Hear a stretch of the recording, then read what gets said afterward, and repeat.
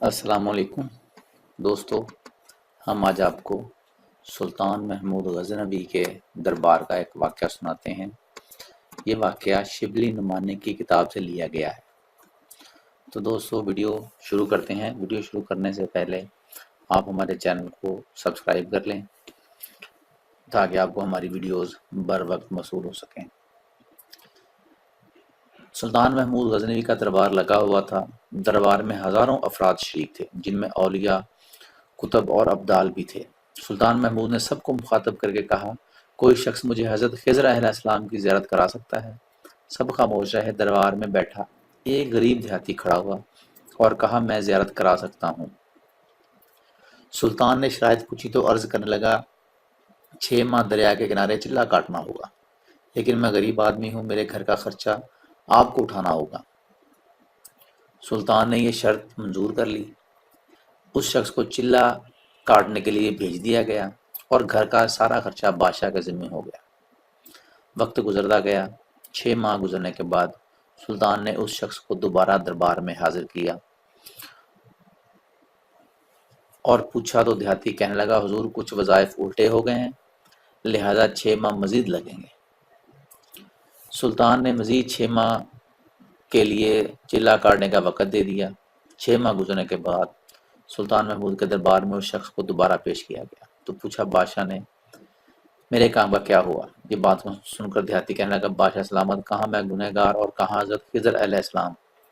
میں نے آپ سے جھوٹ بولا، میرے گھر کا خرچہ پورا نہیں ہو رہا تھا، بچے بھوک سے مر رہے تھے، اس لیے ایسا کرنے پر مجبور ہوا۔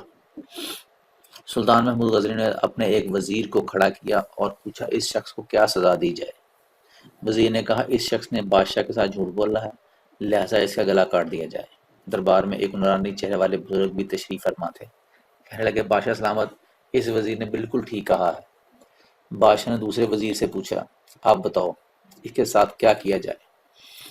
دوسرے وزیر نے کہا، جناب اس شخص نے بادشاہ کے ساتھ فراڈ کیا ہے، اس کا گلا نہ کاٹا جائے بلکہ اسے کتوں کے آگے ڈال دیا جائے تاکہ یہ ذلیل ہو کر مرے اور اسے مرنے کے بعد کچھ تو وقت لگے۔ دربار میں بیٹھے ایک سنوانی چہرے والے بزرگ نے کہا، بادشاہ سلامت، یہ وزیر بھی بالکل ٹھیک کہہ رہا ہے۔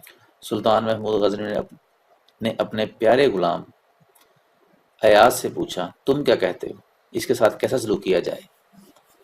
ایاز نے کہا، بادشاہ سلامت، آپ کی بادشاہی میں 1 سال ایک غریب کے بچے پلتے رہے، آپ کے خزانے میں کوئی کمی نہیں آئی اور نہ ہی اس کے جھوٹ سے آپ کی شان میں کوئی فرق پڑا۔ اگر میری بات مانیں تو اسے معاف کر دیں، اگر اسے قتل کر دیا تو اس کے بچے بھوک سے مر جائیں گے۔ ایاز کی یہ بات سن کر محفل میں بیٹھا وہی نورانی چہرے والا بابا کہنے لگا، ایاز بالکل ٹھیک کہہ رہا ہے۔ سلطان محمود غزنوی نے اس بابا سے یہ پوچھا، آپ نے ہر وزیر کے فیصلے کو درست کہا، اس کی وجہ مجھے سمجھ نہیں آئی۔ بابا جی کہنے لگے، بادشاہ سلامت، پہلے نمبر پر جس وزیر نے اس کا گلا کاٹا جانے کا کہا وہ قوم کا کسائی ہے اور کسائی کا کام ہے گلے کاٹنا۔ اس نے اپنا خاندانی رنگ دکھایا، غلطی اس کی نہیں آپ کی ہے کہ آپ نے ایک کسائی کو وزیر بنایا۔